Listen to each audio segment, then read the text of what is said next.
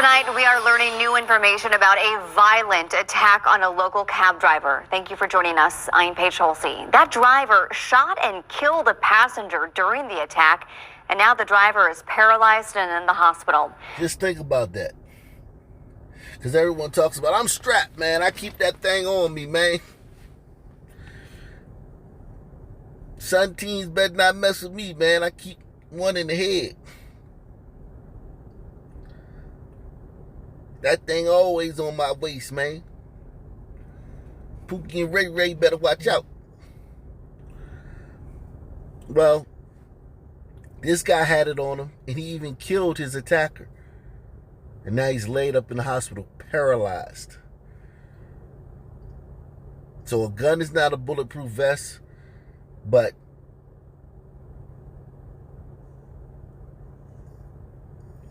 they are good weapons to have, and they can save your life. Who knows, he may be dead if he didn't have the gun on him, but it is not a body armor. It's not a bulletproof vest, especially when you're dealing with a violent criminal. Tonight, we are learning new information about a violent attack on a local cab driver. Thank you for joining us. I'm Paige Holsey. That driver shot and killed a passenger during the attack, and now the driver is paralyzed and in the hospital. News 4's Russell Kensall spoke to other cab and rideshare drivers about this increasing danger on the job. I'm actually terrified, if I'm being honest. I've been doing this for 4 years.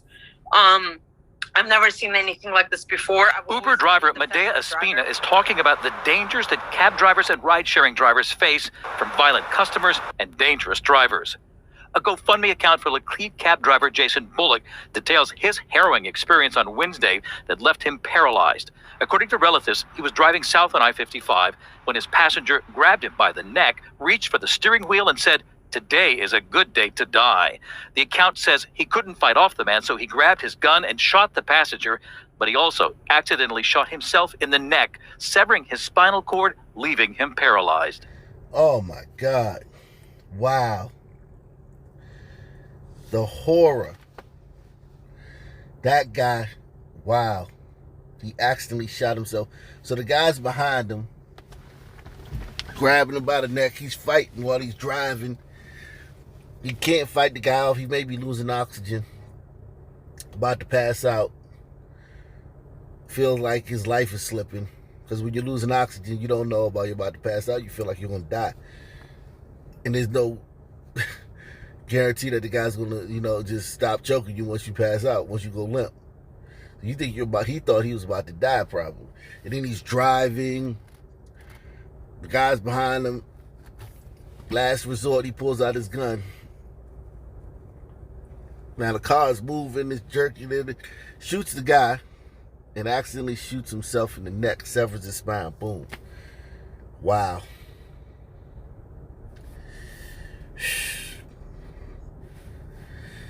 And I'd love to know the criminal history of the guy who did this to him, the guy who caused him to do this.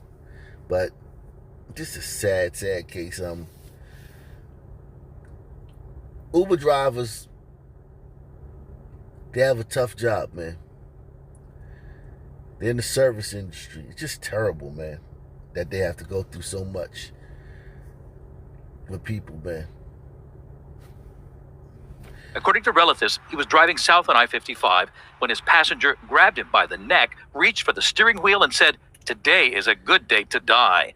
The account says he couldn't fight off the man, so he grabbed his gun and shot the passenger, but he also accidentally shot himself in the neck, severing his spinal cord, leaving him paralyzed. The people you are carrying, you don't know who he is. Cab driver John Godspower had a close call with a passenger who pulled out a weapon. He had a gun.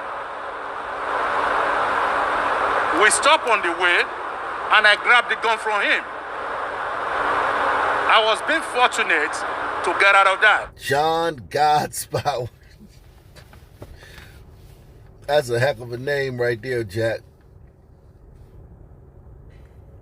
That is a heck of a name right there, Jack.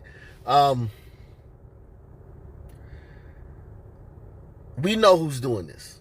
So there's no point in me playing around with y'all. We know who's doing this. Or at least 95% of it. And we know that no one's going to say anything about it. So there'll be no solution. And this will keep happening. And would I feel disrespected if someone, an Uber driver or a cab driver was hesitant? And this happened to me. I'll tell you this story. Back in the day in DC, you just couldn't get hail a cab on the street. Hail a cab if you was a brother. And this is before the internet. This was just local word of mouth through the cabbies. They knew not to pick up brothers. And most of them were, of African descent, East African, West African descent. Some of them were, Americans, but majority of them, East African, West African descent, Middle Eastern too, a lot of them too. They just knew. So if you was a brother and you hailed a cab, you better call a cab. You better not go on the street and try to hail a cab. So a lot of times I moved around. And this is when I first met my wife. And we would be somewhere, we'd be out, dinner or go to a club or go to a bar, and on the way try to get home on the off the late night. Don't want to catch the train or whatever. And I would tell her to hail a cab, and I'll duck down behind the cars or bend the corner, and you hail the cab, and when you get the cab, then I'll come out. And she was just like, what? Because she wasn't from DC. But she was just so shocked that that's what you had to do. And she saw it as a racist thing, and so did I at the time.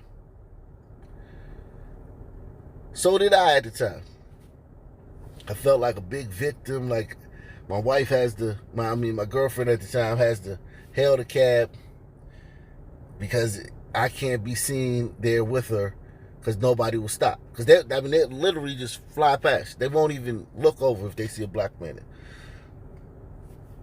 They see a sun man, they're not even going to stop. And every brother in the city knew it. And every cabbie knew it.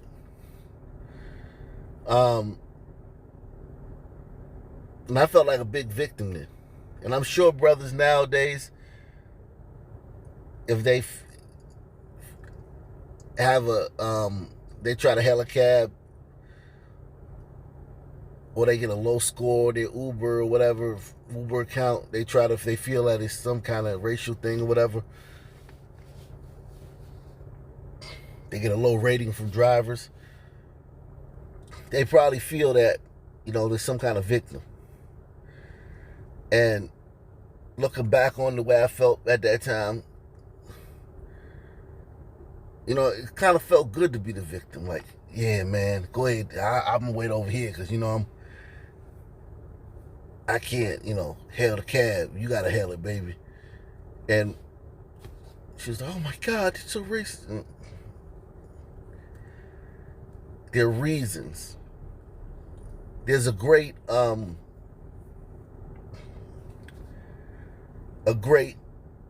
historian named Will Durant. You should look him up. We got a lot of stuff on YouTube. You don't even have to read his books. You can just listen to them because they're on YouTube. But he's a great historian. Very good historian. One thing he said that always stuck with me is that our ancestors weren't stupid. They did things for a reason. And you see that a lot of times when you look at cultures and you look at ancient cultures, you're like, why did they do that? They were barbarians. Da, da, da, da.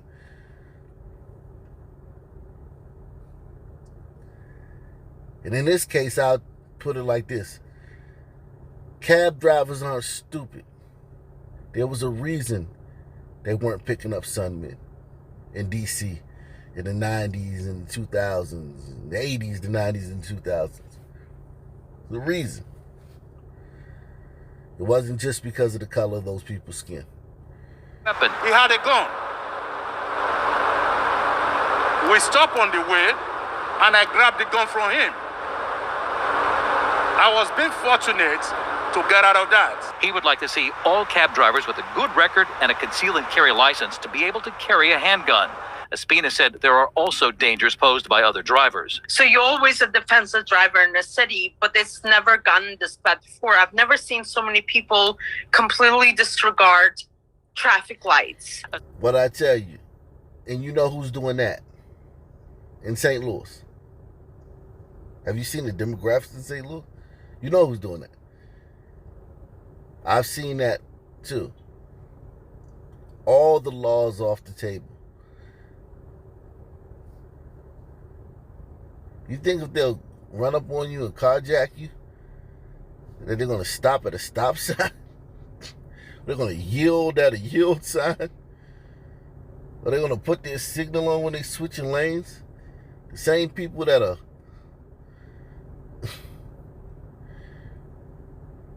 shoot up a club and shoot up a house, they'll get mad at you and just shoot at your house.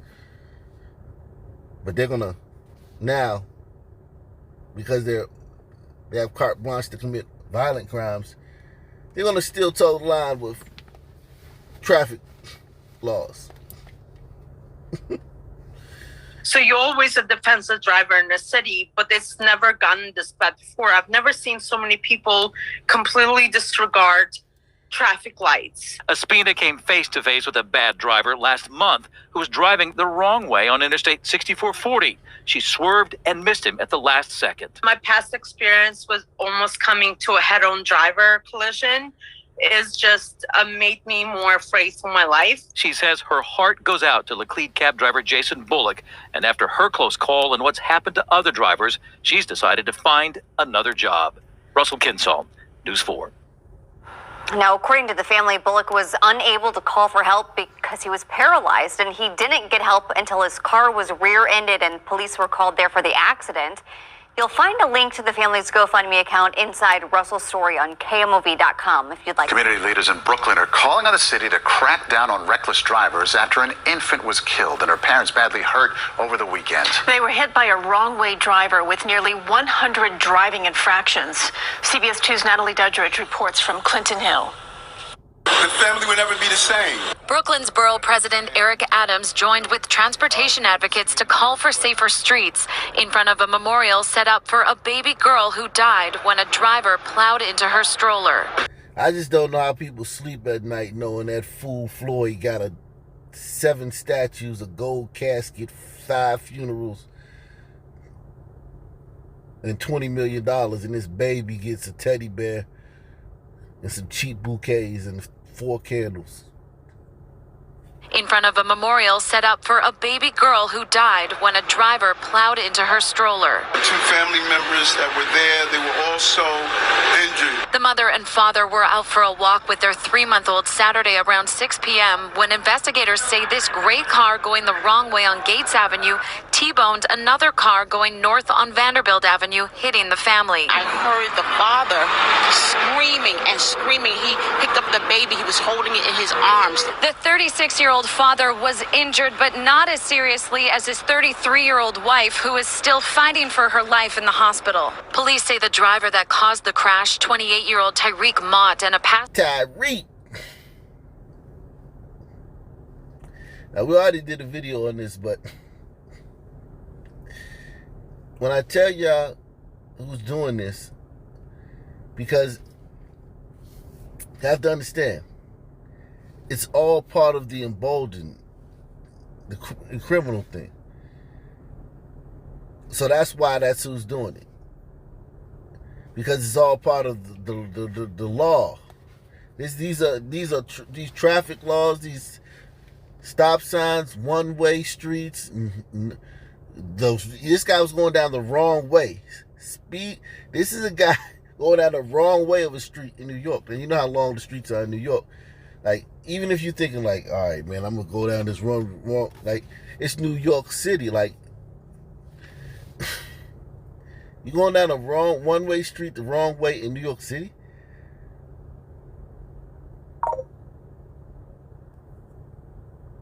You're going down a one-way street the wrong way in New York City.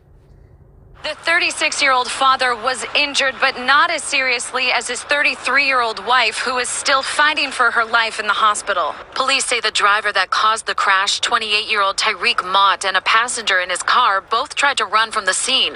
Mott was caught a few blocks away, allegedly trying to hijack another car.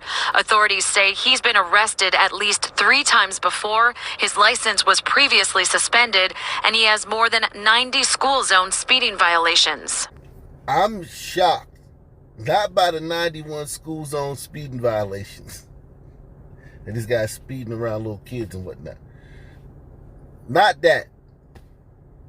He's only been arrested 3 times. And he's 28. It's a good boy. I mean, I'm not even joking. Like, I'm not even trying to joke. Like, I know it sounds like I'm being funny, but seriously, he's only been arrested 3 times. This is a good kid, man. Relatively, traffic violence, speeding, that don't count until somebody get killed. Which, what happened here. So he's no longer a good kid. But prior to this, he was a good kid. He was a good kid. You know, in the stand. And I'm not even trying to be funny.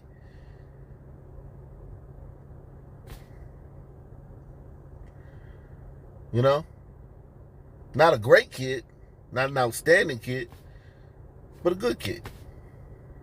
Authorities say he's been arrested at least 3 times before. His license was previously suspended, and he has more than 90 school zone speeding violations. We're heartbroken and we're angry. This is another preventable crash that's taking place on Mayor de Blasio streets. We need to be reducing the speed limit. We need to be taking our most dangerous and reckless drivers off the road. Mayor de Blasio passed the buck, saying the state needs to take a harder stance. We also need to be authorized to do as much as possible with speed cameras, particularly around schools where young people are. We also are beginning now the process that could lead to reckless drivers' vehicles being seized before they can do more harm. Mott, the wrong-way driver, was arraigned last night for the carjacking, but not yet for the crash. The mayor says the city is now starting to seize the cars of reckless drivers before they can do more harm. In Clinton Hill, Natalie Duddridge, CBS 2 News. And the 49-year-old driver of the other car was also hospitalized.